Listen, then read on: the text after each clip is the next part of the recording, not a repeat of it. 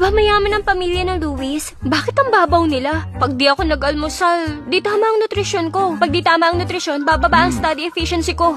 At pag mababa siya, maaapektuhan ang lahat ng grades ko. At pag naapektuhan ng grades ko, naku, guguho ang mundo ko. Naiintindihan mo? Gets mo? Gets mo ba? Ay, hindi naman. Hayaan mo na, di mo kasalanan. Ako nang bahala. Ay.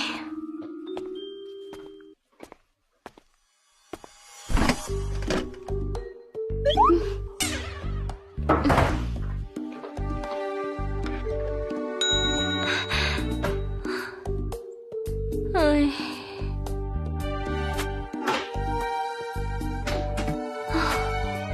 May tumira na ba dito dati? Ang yaman nila pero ang kuripot. Ba't walang kahit na ano dito? Dahil walang pagkain, ang kalooban ko na lang ang palalakasin ko.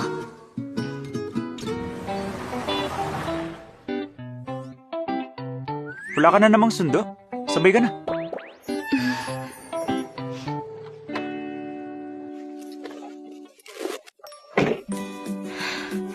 Ang bango naman dito. Gusto mo ba? Ay, hindi ko talaga kayang tumanggi.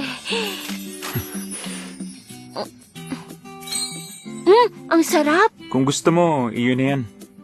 Pero, ba't gutom na gutom ka? Ang pete kasi ng mga Luis. Nasaktan si Nancy kaya hindi ako pinakain. Sa totoo lang, wala akong kinalaman sa insidente. Hindi ko nga siya tinulak. Nagpanggap siya, nahulog siya. At saka... ay, wag na, hindi mo naman magigets. Fine, kung hindi ko gets. Ako na ang magdadala ng almusal mo. Sa hapunan, punta ka lang sa bahay. Si Ethan Miller, tagapagmana ng mga Miller, na crush ni Nancy, na gustong maging manugang ng tatay niya. Gaya nga nasabi nila, siya siguro ang bidang lalaki sa kinababaliwang drama na to. Pag naling ka sa kanya, siguradong malaking gulo. Hindi. Focus muna tayo sa exam ko. Teka lang, wala ka naman sigurong gusto sa akin. Sana wag mo ako masamain. Ethan, high school pa lang tayo. Studies ang priority natin. Dapat mag-aral tayo. Anong tinatawa-tawa mo dyan? Seryoso kaya ako dito, no? Kasi nga, pag nagjowa ng maaga, bababa ang grades natin. Wala nang Luminaria University. Ay, hindi ko kayang isipin. Kung hindi mo alam, sa Luminaria University na ako nag-aaral. Magpo-focus pa ba ako sa pag-aaral? Oh, hindi ka na pala high school, no? Akala ko kasi, Parents ko kasi nagustuhan ka. Kaya sabi bantayan daw kita. Kaya pala. Salamat, Papa, Mama. Salamat sa parents mo. So, akala mo pala gusto kita? Hindi. Prosperity, democracy, civility, harmony, freedom, equality. Ang dami ko kasing nakaing bans kaya nahilo ko. Nahilo? Diyos ko, ba't ba syunga-syunga ako ngayon? Ano ba naman itong mga pinagsasasabi ko dito? Nahawa na yata ako ng novel syndrome dun sa pamilya ng Luis. Nakakahiya! Kunyari nag-aaral ako. Nag-aaral.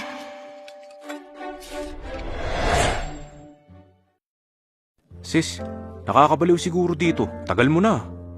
Kayong lahat naman ang kasama ko dito araw-araw. Kung may nababaliw, di ba ikaw yun, Kuya Joseph? Oh, di pa natin nasa-celebrate ang galing ni Nancy sa exams. Sakto! Paglabas niya, magse-celebrate tayong lahat. Thank you, Mama. Thank you, Charles. Okay, imbitahin din ang mga Millers para mas masaya. Ha? Kasalanan ni Linda to. Di sana nagkaganito si Nancy. Tama na, Kuya Joseph. Okay na ako. Patawarin mo na siya. Oh, si Linda ba yun? Sinong kasama niya? Si Linda ba yun? Si Linda? Bakit sila magkasama ni Ethan? Itong bruhang si Linda. Ang kapal niya para agawin si Ethan. Hindi, sa akin lang siya. Pagtapos ko mag-aral, siya ang pakakasalan ko. Hi, Ethan. Kumusta? Ilang araw na akong... Sige, Bye-bye.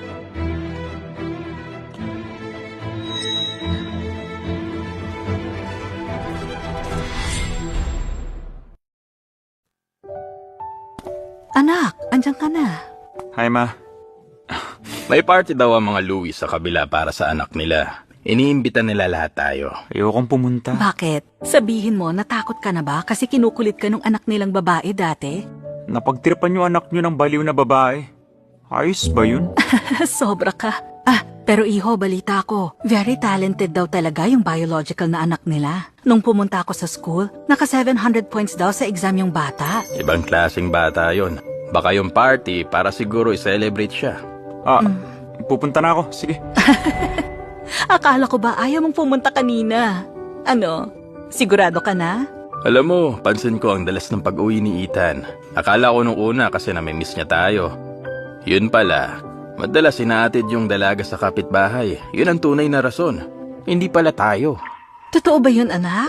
Ikaw tsaka yung dalaga ng mga Louis? Akala ko pupunta kayo sa party. Magbibihis lang ako.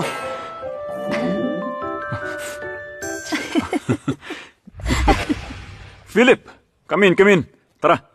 Upo kayo, upo. Hi, Ethan. Dito ka na umupo sa tabi ko. Gusto ko yung pagkain doon.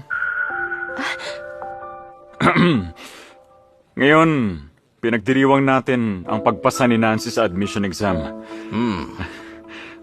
Nancy, dapat sa huling yugto mo na to, mas lalo kang magsikap. Okay, Papa.